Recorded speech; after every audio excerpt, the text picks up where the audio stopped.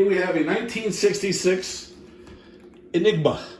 This is the Silvermine Express, which is identical in every aspect to their 314 Busy Diesel. In fact, this is the exact same number as the Busy Diesel 314. But as you can see, it is the Silvermine Express. So they have two different items, or two different titles for the same item, which is unusual, hence the Enigma.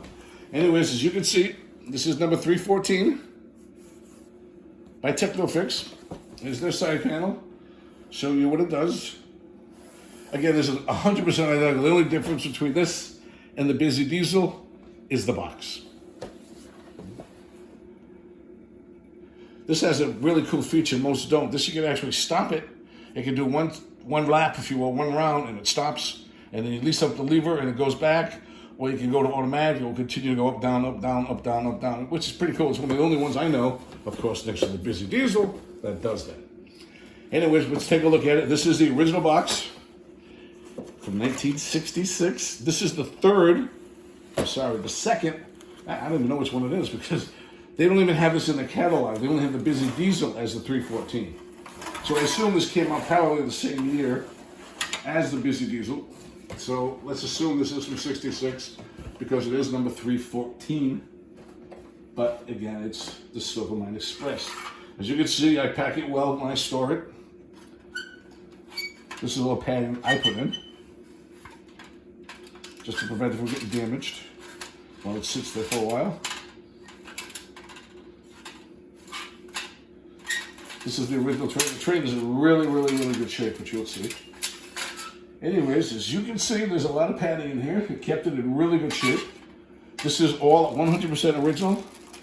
You can see I packed the key in there too, ready to go. So let's unwrap that. I've had this in my collection. I can't even tell you how long. It came from my dad, who used to own a toy distributor once in New York City. And Technofix was one of his lines. Anyways, here you have the beautiful train and the display and the toy itself. And you can see this track goes up and down. This goes up and down as the train goes. It hits this goes back, it goes back and forth. And the lock that I mentioned earlier is right here. You can actually lock it. Or you hit the automatic mode. You can see it locks and stays there. What happens is, see the little niche right there? When the train goes in, a bar stops it. And that's the bar here. So you lift it up, it will just continue to go. Very clever automatic stop. Let's take everything out of the way and concentrate on the Silvermine Express. Okay, here's the original key. First, let's take a good look at the train. It's a beautiful shape. No rust, no dings, no corrosion. You can see the hallmark right there, and you can see the bottom of it. It's nice and shiny. It's very pretty. Good example. And here's the original key. Let's give it a little winding.